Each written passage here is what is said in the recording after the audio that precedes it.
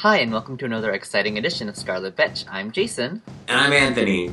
So, a whole bunch of stuff came out this week and last week, the weeks that we've been... It's been 3 weeks. It's been 3 weeks? It's been 3 weeks. Yeah, wow. Adventure Comics came out 3 weeks ago. I've been waiting. Oh, wow. I didn't realize that. Okay, well, sorry, guys.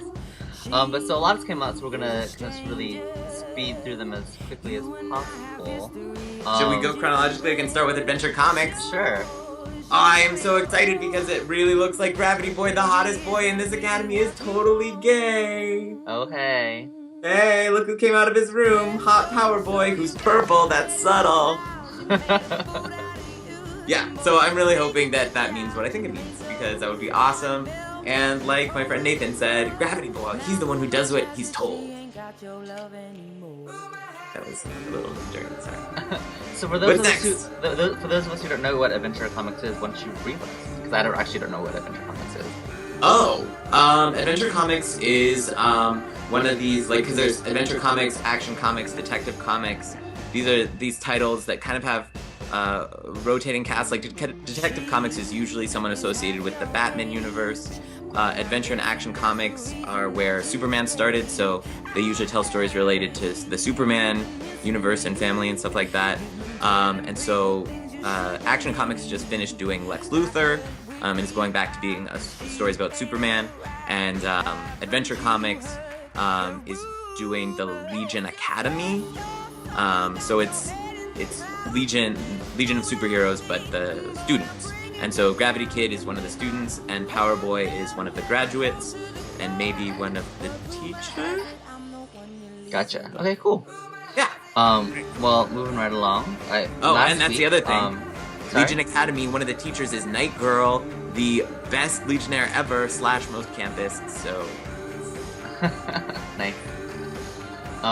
Yeah, well, moving on right along, last week, Wonder Woman came out. Yes. And, yeah, so we, oh my god. What was that? Oh my god. Like, it's so dark, it's so crazy. Yeah, no, shit really, really hits the fan really, really hard. And I'm really, like, outside of the actual Wonder Woman story book, I'm really confused on where, like, this whole story lies in continuity, because, like, new and improved Wonder Woman is showing up all over DC Comics, and I'm like, what the fuck? Like, wait, is she showing up in other comics? Yes, she is. She showed up in she guest starred in Superman, and she was in something else. I can't remember what. And they I'm don't really know her, confused, right? She has to, like, introduce herself to them? Wait, sorry, what was that?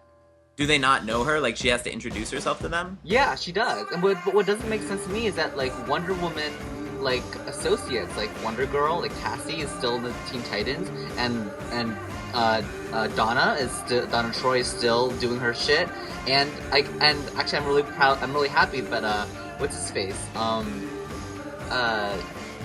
Gay dude. Achilles? From Themyscira. War Killer. Wasn't Achilles? Achilles, yeah, Achilles. Oh, okay, yeah. He's still around? It's canon, and he's running around. I think he was last in The Outsiders, and he's still around doing his shtick. So I'm like really confused about how this all works, because clearly...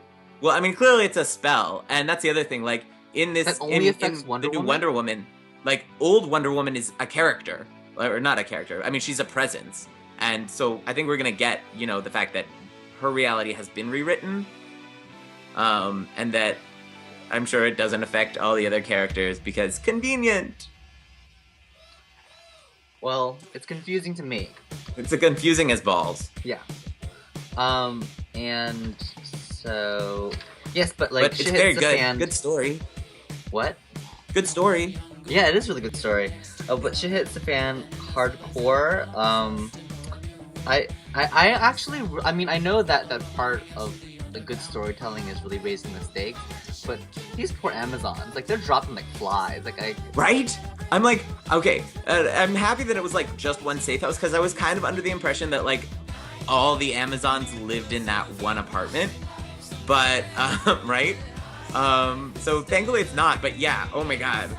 It is definitely lady on lady homicide right now. It's a little out of control. Yeah.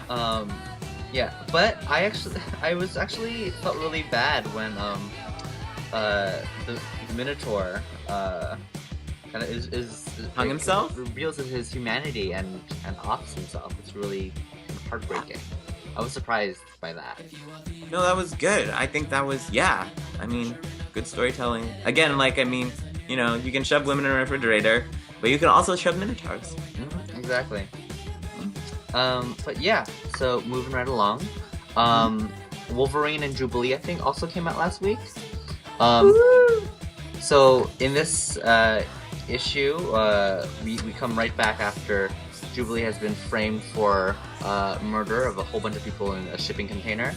So Is she gets shipped off suspected to, by like, any authorities? Siberia, because that's evidently the only place 30 in the days of Arctic night where you can go. Evidently, not nowhere closer, like Canada or something. No, it's the 30 days of night thing. Like, it's because it's winter and so there's like no sunlight.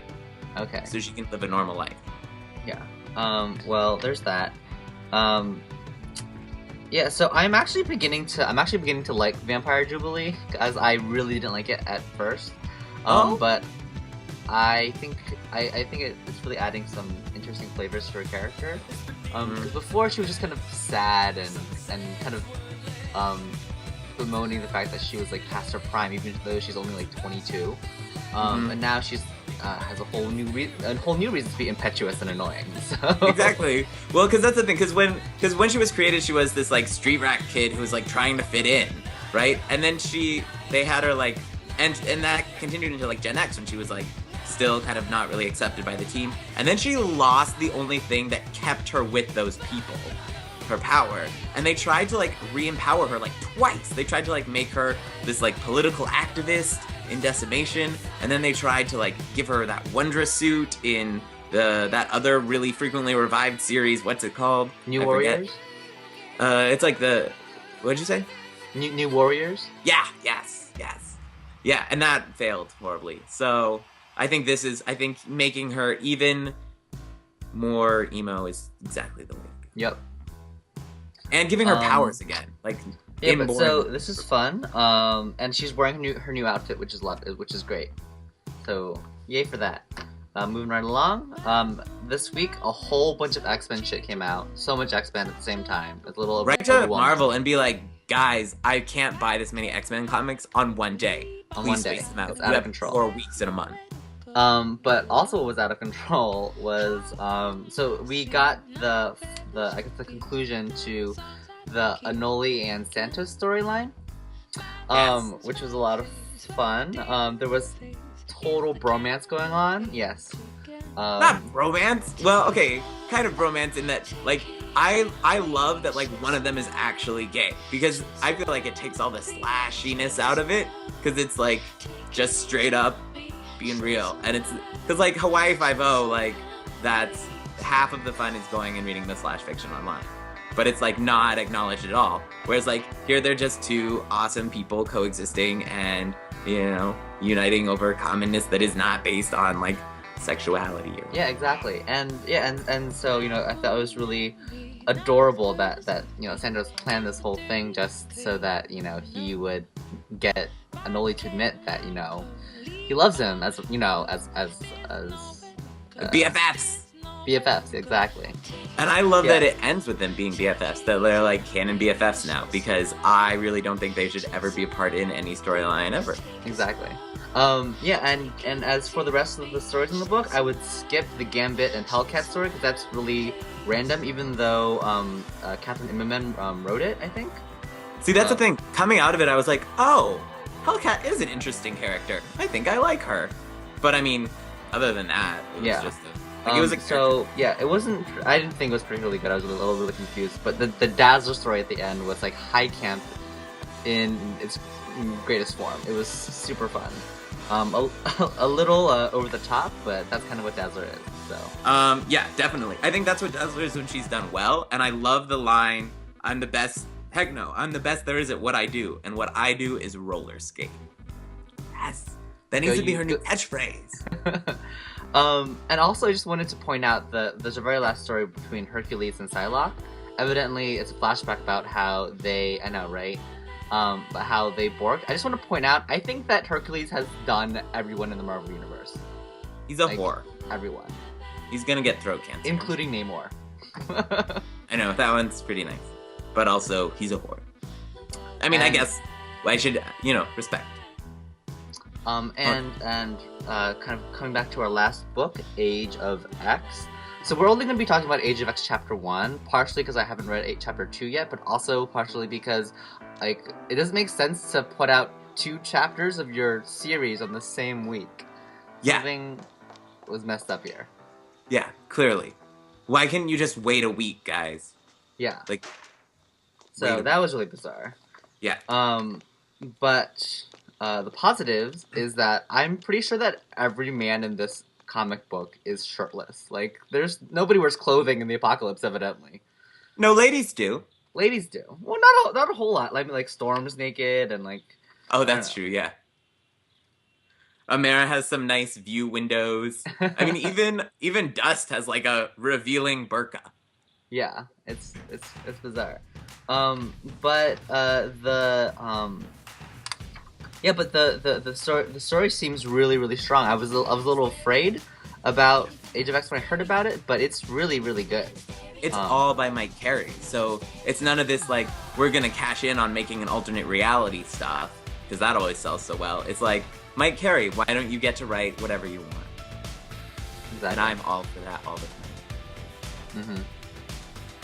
Although, I think that, Anthony, you had brought up something that you wanted to bring up about, so our there's friend, first there's Northstar makes an appearance. Let's do Northstar really quickly.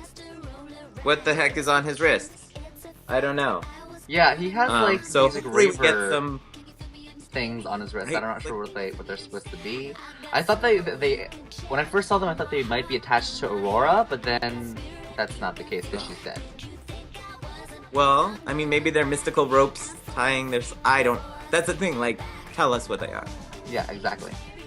But the other thing that is kind of... I mean, let's talk about it. Bling. She's straight in this universe. Yeah. Yeah. Granted, granted... I thought that was interesting. I thought it was kind of a statement about how homosexuality is a nature and nurture thing, and in this alternate reality, because the nurture was different, Bling ended up as straight. Or, alternately, she's totally closeted because intolerance in a war zone. Mm-hmm. Or, alternately, even again, maybe your hotness factor is increased by how many limbs you're missing. So, maybe Hellion, she just has, an amputee fetish, and she can't get over. Oh, that's the other thing. She could totally be bi. Yeah, it's true. Yeah. Yeah, but yeah, so Age of X, I'm very intrigued. The artwork is great in this issue. I'm not so sure how I like the art in the next issue. But yes. So very good. I like that. I'm very excited. Okay, and I actually wanted to say really quickly, Knight and Squire has been representing with the gay characters. Jarvis Poker, the British Joker, is gay, evidently. I didn't know that. It's probably on his Wikipedia page 50 times. I haven't read it. But yeah, he makes a cute joke at the beginning to his doctor, his sexy doctor.